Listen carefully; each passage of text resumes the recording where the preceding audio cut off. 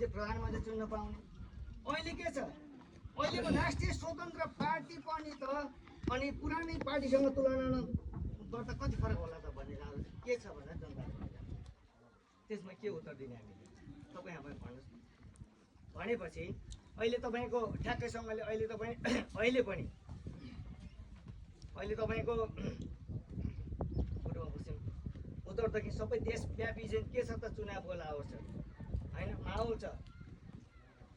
चुनावको माहौल गर्ने क्रममा हामीले सिट ल्याएपछि के छ त भने भोलि प्रधानमन्त्री बन्छ। अहिले त बालेलाई प्रधानमन्त्री अगाडि बनाउने भनेको छ। उनीहरूले बनाउने, कसरी बनाउने, सिट ल्याएर बनाउने, सिट नल्याएर बनाउने हो कि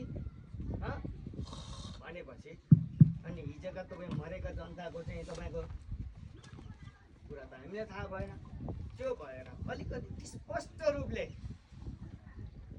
ग्याङलेकवासी एवं म जस्तै नबुझ्ने मान्छेहरूलाई बुझाइदिनु हुन र अनुरोध गर्दै तपाईँ आज यो ठाउँमा चाहिँ टिकट लिएर राष्ट्रिय स्वतन्त्र पार्टीले तपाईँलाई टिकट दिनुभएको छ, जितको शुभकामना गर्नुभएको छ। तपाईँ यदि जित्नु भयो भने तपाईँ भोलि प्रधानमन्त्री पनि हुन सक्नुहुन्छ हो। त्यो भएको कारणले तपाईँ भोलि सायद तपाईँ सिन्धुलीमा जन्मिनु हो कि होइन, त्यो कुरो चाहिँ हामीले पाउनु पऱ्यो है।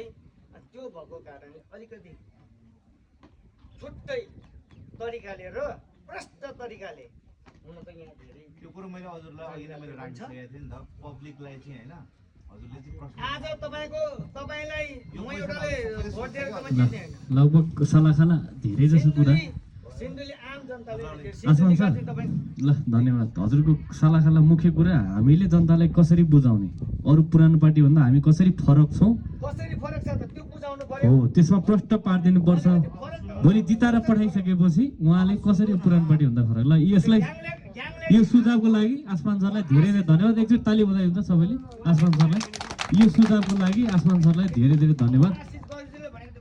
हो परिचय ल ल अब हामी सुन्ने आएको है त। आशिष सरले उहाँले भनेको कुरा एकदमै जायज कुरा हो।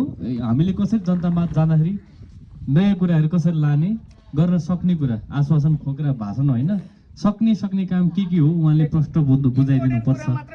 हो एकदम ल ल धन्यवाद ल। सबैजनामा नमस्कार। आसमानजीले एकदमै राम्रो कुरा गर्नुभयो, त्यसको लागि धन्यवाद। अब आज हामी यहाँ जम्मा भएका छौँ, सबैजनालाई हार्दिक नमस्कार। अब मुख्यतः अहिले हामी अब देश चुनावी माहौलमा गएको छ। चुनावी माहौलमा गइरहँदाखेरि अब हाम्रो पार्टीको केन्द्रदेखि सरी माफ गर्नु त, सर्वप्रथम तपाईँ नामबाट सुरु गर्नुहोस्। तपाईँको नाम र अनि तपाईँ जन्मेको स्थानदेखि लिएर तपाईँको क्वालिफिकेसन लिएर ठिक छ आसमान सर, ल म भन्दैछु। मेरो नाम आशिष गजुरेल। मेरो जन्म कमलामाई नगरपालिका, त्यतिखेर सिद्धेश्वर 9 थियो, ढुङ्ग्रेबासमा मेरो जन्म भएको हो। मेरो पनि अहिले घर चाहिँ ढुङ्ग्रेबासमै छ र स्थायी बसोबास पनि ढुङ्ग्रेबासमै छ र मेरो बुवा मम्मी त सधैँ यहीँ नै बस्नुहुन्छ। र मेरो प्राथमिक शिक्षा पनि सिन्धुली कमला स्कुलबाटै सुरु भएको हो र पछि चाहिँ म काठमाडौँ हुँदै जर्मनीमा पढेर फेरि नेपाल फर्केर चाहिँ काम गरिरहेको चाहिँ अवस्था हो। पेसाले म यातायात इन्जिनियर, मैले चाहिँ मास्टर्स यातायात इन्जिनियरिङमा पढेर नेपालमा आएको हो र मैले चाहिँ पढिसकेपछि नेपालमा आएर पुल्चोक इन्जिनियरिङ क्याम्पसमा इन्जिनियरहरूलाई अध्यापन पनि गराएँ। त्यसपछि मैले यो युनिलिभर कम्पनीमा काम गरेँ। त्यसपछि लामो समय 7 वर्ष चाहिँ मैले नेपाल सरकारको लगानी बोर्डमा विकास सम्बन्धी विज्ञ परामर्शदाताको रूपमा काम गरेँ। त्यसपछि म अहिले चाहिँ नेपाल इन्टरमोडल यातायात विकास समिति भनेको उद्योग वाणिज्य आपूर्ति मन्त्रालयको संस्थामा कार्यकारी प्रमुखको भूमिकामा थिएँ र अहिले त्यो भूमिकाबाट चाहिँ मैले बिदा लिएर चुनावी मैदानमा म होमिएको छु। र मैले मेरो जीवनकालमा चाहिँ धेरै चाहिँ देशमा आफ्नो चाहिँ यो जतिखेर मैले काम सुरु गरेँ, मैले विकास सम्बन्धी धेरै काम गरेँ। मेरो नेतृत्वमा धेरै पूर्वाधारहरू पनि बने। जस्तै तपाईँलाई उदाहरणको लागि चोबारको सुक्खा बन्दरगाह होस् अथवा सुदूरपश्चिमको कञ्चनपुरको दोधरा चाँदनीमा सुक्खा बन्दरगाह होस्, तिनीहरू मेरै नेतृत्वमा चाहिँ निर्माण भएका हुन् र आज सफलतापूर्ण रूपमा चाहिँ सञ्चालन भइरहेका छन्। त्यस्तै यातायात क्षेत्रमा सार्वजनिक यातायातलाई कसरी व्यवस्थित बनाउने, सडकहरूको योजना कसरी बनाउने, सडक पूर्वाधारलाई कसरी व्यवस्थित बनाउने, कहाँ कहाँ सडक लिएर जाने, सडकमा सार्वजनिक यातायातलाई कसरी व्यवस्थापन गर्ने, साइकल लेनको के आवश्यकता हो, के चाहिँ त्यसको महत्त्व हो, त्यस्तै किन फुटपाथ बनाउनु पर्छ भन्ने कुराहरू पनि हामीले धेरै उठाएर अहिले त्यो सुधार हुने क्रममा छ। अहिले भर्खर पनि हामीले यहाँ चाहिँ एउटा दुर्घटना देख्यौँ। त्यही भएर हामीले भन्छौँ हाम्रो आँगनमा यस्तो पिच रोड बनेको छ र यसले एउटा सुविधा पनि दिएको छ, यसले एउटा जोखिम पनि पैदा गरिरहेको छ। जस्तै मैले देखिरहेको छु यहाँ हाम्रो साथीहरू चाहिँ साना भाइ बहिनीहरू चाहिँ फुटबल खेलिरहनु भएको छ। यो यति धेरै चाहिँ जोखिम छ। त्यही भएर हामीले ठाउँ ठाउँमा चाहिँ खेल्नको लागि मैदानहरू व्यवस्थापन गर्नुपर्ने हो। केही नभए नि यहाँ यति बाटो बनिसकेपछि मान्छेलाई सुरक्षित हिँड्नको लागि फुटपाथ चाहिँ अनिवार्य हुनुपर्ने हो। यस्तो एजेन्डा लिएर चाहिँ म संसदमा जाँदैछु। र अर्को हामीले चाहिँ सिन्धुली बनाउनु पर्ने छ। 77वटा जिल्लामध्ये एउटा जिल्ला सिन्धुली हो। सिन्धुली बन्यो, त्यसपछि अरू 76वटा जिल्ला बनेपछि त हाम्रो नेपाल त बनिहाल्छ। त्यही भएर सिन्धुलीलाई मैले मुख्यतः देखेको काठमाडौँबाट जम्मा 125 किलोमिटरमा हामी सिन्धुली आइपुग्छौँ। त्यस्तै हाम्रो चाहिँ सिन्धुलीबाट 40 किलोमिटरमा हामी पूर्व पश्चिम राजमार्गमा पुग्छौँ र भारत पनि हाम्रो चाहिँ 80 किलोमिटरमा सिन्धुलीबाट हामी भारत पुग्छौँ। भनेपछि एउटा पर्यटकको हबको रूपमा हामीले चाहिँ यसलाई विकास गर्नुपर्ने छ। सिन्धुली गढी भनेको विश्वभरि नै प्रख्यात छ, तर पनि हामीले यसको बजारीकरण गर्न सकेको छैनौँ। हामीले ब्रिटिसलाई चाहिँ परास्त गरेको एउटा चाहिँ सिन्धुली गढीको जुन इतिहास छ त्यसले नै प्रशस्त मान्छे चाहिँ हामी सिन्धुलीमा लिएर आउन सक्छौँ। त्यो भयो भने पर्यटन विकास हुन्छ, त्यो भयो भनेदेखि हाम्रो रोजगारी सिर्जना हुन्छ। त्यस्तै हाम्रो हरिहरगढीदेखि लिएर अन्य ठाउँ पनि हामी एउटा पर्यटकीय स्थलको रूपमा चाहिँ हामीले विकास गर्न सक्छौँ। पर्यटकहरू हामीले लिएर आउन सक्छौँ। त्यसैले नै हाम्रो आर्थिक क्रान्ति चाहिँ हुन्छ। र अर्को कुरा अहिले तपाईँलाई थाहा छ मरिनमा चाहिँ 20 अर्ब भने ठुलो रकम हो। 20 अर्ब लगानीमा चाइनाको कम्पनीले चाहिँ यहाँ मासु प्रशोधन केन्द्र स्थापना गर्दैछ। त्यहाँ चाहिँ हजारौँको रोजगारी चाहिँ भोलि चाहिँ हाम्रो सिन्धुलीमा सृजना हुँदैछ। त्यो परियोजनालाई छिटोभन्दा छिटो चाहिँ त्यसलाई सञ्चालनमा ल्याउन र हाम्रो स्थानीय सिन्धुलीवासीलाई नै त्यसमा चाहिँ रोजगारीको प्राथमिकता दिनको लागि म चाहिँ एकदमै ठुलो पहल गर्नेछु। हाम्रो खोला नालाले चाहिँ कटान गरिरहेको छ, त्यसमा तटबन्धको चाहिँ म एकदमै जोरदार रूपले त्यो लिएर आउनलाई चाहिँ म भूमिका चाहिँ खेल्नेछु। त्यस्तै तपाईँहरू हामी सबैलाई थाहा भएको चाहिँ हाम्रो अहिले गौरवको परियोजना भने सुनकोशी मरिन डाइभर्सन बहुउद्देश्यीय परियोजना हो, जसले चाहिँ 31 मेगावाट विद्युत पनि उत्पादन गर्छ। त्यस्तै तराई जिल्लामा सिँचाइ गरेर कृषि उत्पादन पनि गर्ने भनिरहेको छ। त्यसबाट खानेपानीको नि व्यवस्थापन गर्न सकिन्छ।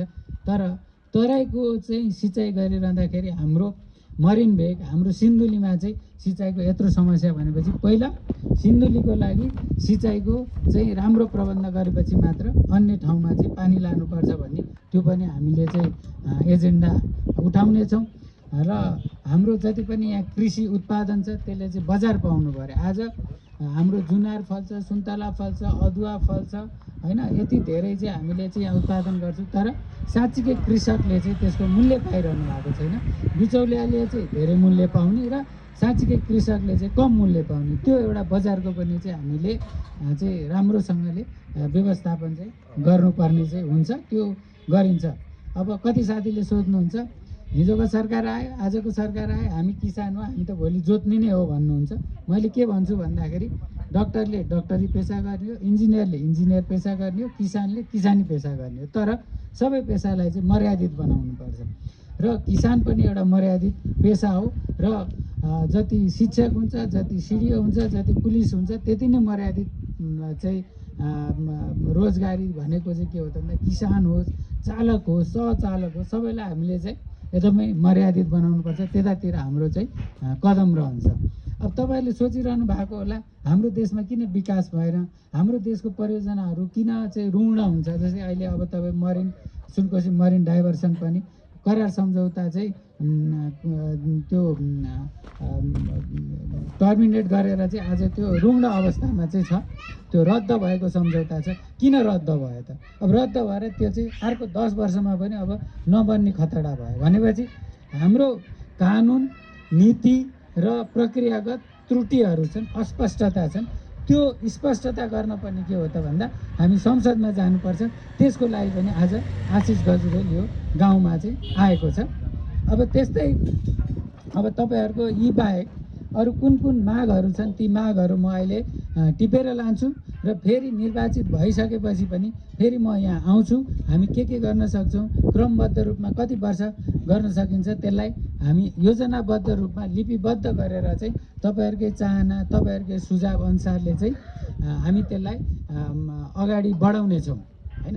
खालि बाटो मात्र बढेर भएन, बाटो बनेपछि उत्पादन बढ्नु पर्यो, रोजगारी बढ्नु पर्यो। आज एक गाउँमा हेर्ने हो भनेदेखि रोजगारी नभएर चाहिँ धेरैजना युवाहरू चाहिँ विदेशिनु परेको छ। यसलाई हामीले हटाउनु पर्यो। जस्तो अहिले पनि मैले भने त्यही मरिनको चाहिँ प्रोजेक्ट बन्यो भनेदेखि यहाँ हजारौँले जागिर पाउनुहुन्छ, तर त्यो जागिरको प्राथमिकता कसले पाउनु भन्नु पर्यो भन्दा सिन्धुलीवासीले पाउनु पर्यो। त्यो पहल गर्नु पर्यो नि। मरिन सुनकोशी डाइभर्सन प्रोजेक्ट आज रुग्ण भएर बसेको छ। हामीले हिजो पठाएको जनप्रतिनिधिले त्यो किन रुग्ण भयो, किन कन्ट्र्याक्ट रद्द भयो, अब कहिलेदेखि निर्माण सुरु हुन्छ भनेर यहाँ कुनै जनप्रतिनिधिले बोलेको सुन्नु भएको छैन। भनेपछि त्यस्तो खालको जनप्रतिनिधिलाई हामीले चाहिँ चुनेर पठाइरहेका छौँ। र म सिन्धुलीकै मान्छे, भोलि जिते पनि हारे पनि म यहीँ रहन्छु। अब कस्तो हुँदो रहेछ भन्दा म सिन्धुलीको बासी, म केही नभए पनि हरेक महिनामा 1 चोटि 2 चोटि म आइरहने। यही बाटो हिँडे पनि के हो त भन्दा तपाईँहरूले त म चिनिँदैन, चिन्न त कुनै जनतासँग जोडिन त कुनै बाटो चाहियो कि म सिन्धुलीमै बसिरहनु पर्यो। बसेको पनि तपाईँले सबैलाई चिन्नुहुन्न कि यहाँ काम गर्नु पर्यो, काम पनि यही एरियामा काम गर्नु पर्यो। भनेपछि हामी चाहिँ देशमा काहीँ न काहीँ जोड्यो। जस्तो सिन्धुलीको यो बाटो बन्दाखेरि पनि हामी जोडिएका छौँ, सिन्धुली गढी दरबारमा सङ्ग्रहालय बन्दा पनि हामी जोडिएका छौँ। त्यो किनभने म आफू एउटा इन्जिनियरिङ पेसा गरिरहँदाखेरि राष्ट्रिय योजना आयोगमा होस् अथवा अन्य सरकारी कार्यालयमा होस्, त्यहाँ योजना बन्दाखेरि त्यहाँ मैले चाहिँ सुझावहरू दिन्थेँ, सल्लाहहरू दिन्थेँ। उहाँहरूले सोध्नुहुन्थ्यो सिन्धुलीमा के गर्नुपर्छ भनेर। त्यो हिसाबले चाहिँ निर्माण भइरहेको हो, खालि तपाईँहरूसँग नजोडेर मात्र हो। र अर्को पार्टीगत कुरा गर्दाखेरि जस्तै मेरो एउटा विज्ञतालाई पार्टीले पहिल्यैदेखि चाहिँ त्यसमा चाहिँ हामी संलग्न थियौँ। जस्तो पार्टीको पूर्वाधार यातायात सम्बन्धी चाहिँ दस्तावेज लेख्दा ल आशिषजी यो लेखिदिनु पऱ्यो भनेर पार्टीको माथिल्लो नेतृत्वबाट चाहिँ मलाई आउँथ्यो, म लेखेर दिन्थेँ। यसपालि पनि यातायात पूर्वाधार सम्बन्धी हाम्रो घोषणापत्रमा लेख्नको लागि महामन्त्रीज्यूले मलाई चाहिँ भन्नुभएको थियो, त्यो मैले लेखेर दिएको थिएँ। पार्टीसँग म पहिले जोडिएको, तर म एउटा कर्ममा लागिरहँदाखेरि सङ्गठनमा लाग्न नमिल्ने भएर म सङ्गठनमा अगाडि आउन नसकेको। तर म यो राष्ट्रिय स्वतन्त्र पार्टीसँग पहिल्यैदेखि जोडिएको व्यक्ति हो भन्न पनि मैले चाहेँ। ठिक छ सर। एउटा कुरा नि तपाईँले सिन्धुलीकै कुरा समग्रमा कुरा गर्नुपर्दा हामी आज गन्जागल हुन्छ क्या। तपाईँले एउटा कुरो सोधिदिनुहुन्छ, अर्कोले अर्को कुरो सोध्छ, सबै कुरा यसो गर्नु न, सिद्ध्याइन्छ अनि सिद्ध्याएपछि पछाडि कुरो गर्ने त कुरै भएन नि सर। यसो गर्नु न, राख्नु न सर। अहिले ग्याङलेको